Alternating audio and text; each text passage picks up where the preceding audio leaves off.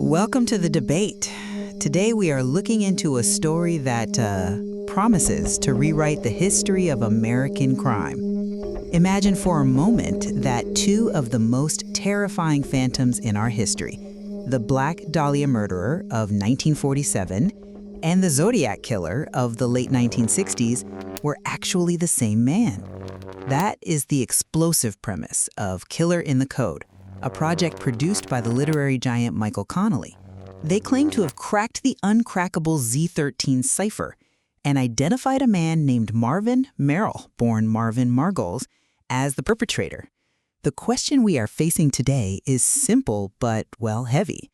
Is this investigation a triumph of new technology and perceptionism? Or is it a dangerous exercise in confirmation bias, led by an unreliable narrator and backed by a celebrity author who has suspended his skepticism? It's a massive claim, and I'm ready to dig in. I look at this investigation and I don't see a breakthrough, I see a house of cards. I mean, it's a theory that just crumbles the moment you apply any kind of standard forensic scrutiny to it. We are looking at a lead investigator with, frankly, a history of factual inconsistency, a complete lack of geographic evidence placing the suspect at the scenes, and an unethical treatment of a private family. I think it suggests Connelly is, bankrolling a fantasy rather than a real forensic breakthrough. I see why you might be skeptical, given the magnitude of the claims. I mean, when you hear Zodiac and Black Dahlia in the same breath, the reflex is to roll your eyes. However, I am looking at the sheer weight of the team involved. We aren't just talking about a lone theorist here. We are talking about Michael Connelly, who is meticulous, working alongside Rick Jackson, a retired LAPD detective with a sterling reputation, and Ed Giorgio, a former NSA codebreaker. My position is that Killer in the Code offers a unique breakthrough that traditional methods missed. They claim to have solved the Z13 cipher, the one where the Zodiac wrote "My name is," to reveal the name Marvin Merrill. And they validated this using a keyword found in the cipher, Elizabeth. Right. But I'm sorry, I just don't buy that. The validation you're talking about is circular logic at its finest. But let me finish the thought, because the correlation is striking. They aren't just pulling a name out of a hat. They found a sketch drawn by Merrill titled Elizabeth. And the investigator, Alex Baber, identified hidden writing in the shading that spells Zodiac.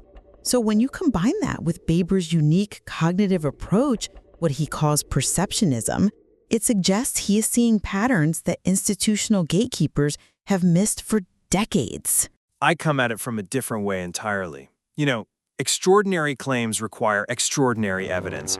And what we have here is what the Pretend podcast rightly called empty calories. You mentioned Alex Baber as this visionary, but if you look at his track record, it is just riddled with verifiable falsehoods.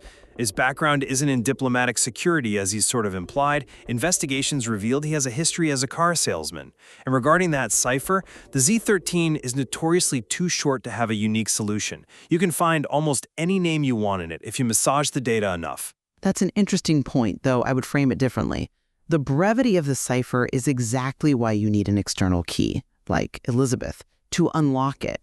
The argument is that the key provides the constraint needed to force the solution. But the methodology is being applied retroactively to fit a target. This isn't science. It's drawing the bullseye after you've shot the arrow. I mean, Baber has previously claimed to solve the Maura Murray case with information that turned out to be false, specifically a non-existent DUI charge. And in 2022, he claimed that two childhood friends committed 107 murders across multiple famous cases. That completely contradicts his current theory. You can't just ignore that history. I think we need to separate the past from the current investigation. Let's look at the core of the debate here, the credibility of the investigator versus the findings themselves. You are focusing heavily on Baber's resume, but history is full of autodidacts who embarrass the experts. Baber is described as a polymath who has logged, 13,000 hours of independent study? Institutional gatekeepers often suffer from groupthink. They miss what independent eyes can see. That's a compelling argument in the abstract. But have you considered the specific reality of Alex Baber? This isn't just about being an outsider. It is about consistency. You call him a polymath? I look at the record and see a pattern of shifting narratives. He used to claim perceptionism was a superpower, almost comparing himself to Rain Man, claiming his brain was wired differently to crack codes in his sleep. Then, when that didn't stick, it was rebranded as neurodiversity or autism. But is it not possible that he is simply finding better language to describe his cognitive process? Just because the terminology evolves doesn't mean the underlying skill isn't real. It goes beyond language. It goes to the very heart of his claims. Remember, before settling on Marvin Margolis, Alex Baber believed just as fervently that the Zodiac was a man named Lawrence Kane, or sometimes Klein. He was 100% certain then. He had solved it. Now he's changed a suspect, but he hasn't changed his level of certainty. That is the behavior of someone shopping for a villain, not following the facts. People change their minds when presented with new evidence. If he found that the Z13 cracked for Merrill and not Kane, isn't shifting suspects the responsible thing to do? Not when you have a history of claiming to, communicate directly with the killer? He has claimed in the past that the Zodiac called him on the phone. Now suddenly he disavows that or downplays it to present a more polished media product. That is a massive red flag. And let's talk about the monetization. Real researchers submit their work to the scrutiny of the community. The Zodiac research community, people who have dedicated decades to this, largely view this theory as trash. Instead of engaging with them to verify his findings, Baber avoids that scrutiny in favor of a slick, commercialized media rollout. He is monetizing a story, not solving a case. I'm not convinced by that line of reasoning because it assumes the Zodiac community is the ultimate authority. And they haven't solved it either. They've been spinning their wheels for 50 years.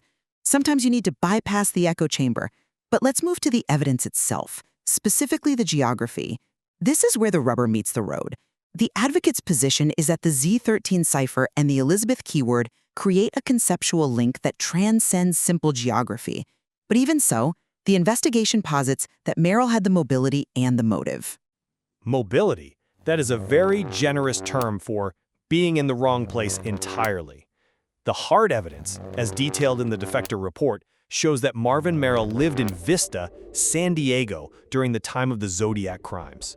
That is 500 miles away from the Bay Area. We're talking about an 8-hour drive in 1969. But records show he had business interests and could have traveled. He was a businessman. He moved around. Could have is not evidence. And look, there is a specific critical error in Connolly and Bobber's argument that I think disqualifies their rigor. They claim the Zodiac made a call from a payphone in Vallejo that was less than 500 feet from Elizabeth Short's home on Spring Road. They use this to argue that the Zodiac was taunting the police with his knowledge of the Black Dahlia. It sounds cinematic, it sounds perfect. It is a compelling coincidence. The proximity would suggest a psychological link, a taunt. It would be if it were true, but it's factually wrong. Records show Elizabeth Short actually lived on Nebraska Street, over half a mile away. She never lived at the address they claim. She stayed with a family that previously lived near the payphone, but they had moved before she arrived. This is basic, checkable ancestry data. So if they can't get the address of the Black Dahlia right, the very linchpin of their conceptual link, how can we trust them to decode a cipher? I will concede that there may be clerical errors in a cold case this old. However, does a discrepancy of half a mile negate the possibility of the suspect knowing the area? Perhaps the specific house number is less important than the general vicinity. But I want to pivot to something you mentioned earlier about the ethics. You called it unethical treatment. I would argue that uncomfortable questions must be asked to solve cold cases. The family's reluctance is natural. No one wants to hear their father was a monster. There's a difference between asking uncomfortable questions and harassment. We have to look at the blast radius of these accusations. The way Baber approached Marvin Merrill's son, whom we'll call Jim, was deceptive. Baber admitted on the podcast itself that he lied to Jim. He told him he was researching WW2 history to gain access to his father's documents. Investigators often use ruses to get a foot in the door. That is standard police work. If you knock on someone's door and say, "I think your dad is a serial killer," they shut the door. But Baber is not police. He is a private citizen. And the result? Jim felt used and tricked. He does not believe his father was the killer. He looked at the evidence Baber presented and didn't see what Baber saw. And it gets worse. Mitzi Roberts, a member of Connolly's team and a former law enforcement professional, reportedly threatened the son with a search warrant. They are using the weight of their former authority to bully a private citizen into handing over heirlooms just to support a commercial podcast. That crosses a line from investigation into harassment. I can see why that sounds aggressive, but if they genuinely believe this man is a serial killer, isn't there a moral imperative to get that evidence?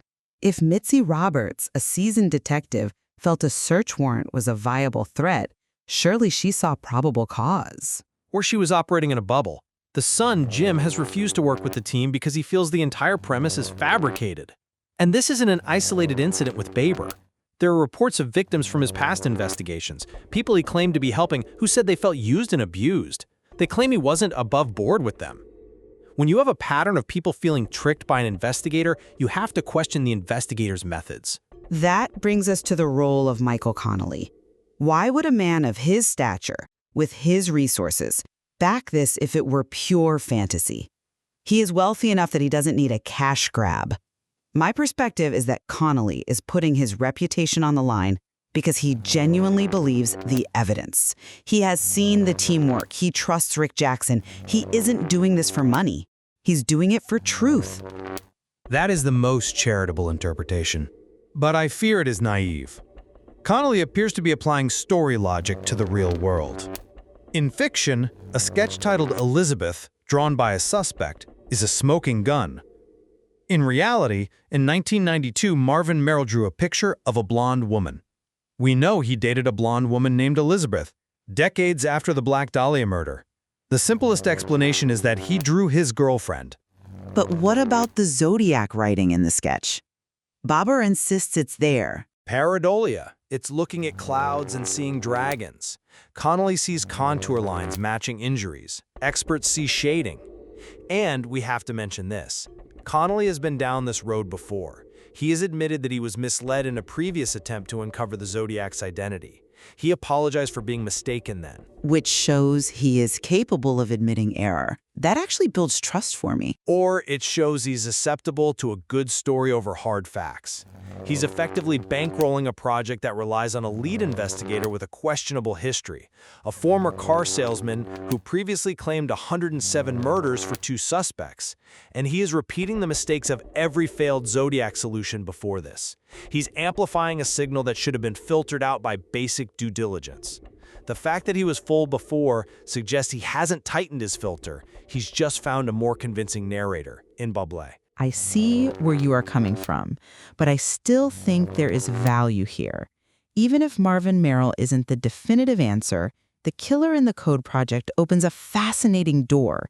It forces us to ask how modern technology, AI, and fresh eyes might reinterpret old clues. The fact that we're having this debate proves the value of re-examining the evidence. It shakes the dust off the files. Re-examination is good. Recklessness is not. This is a cautionary tale about what happens when storytelling trumps forensic reality.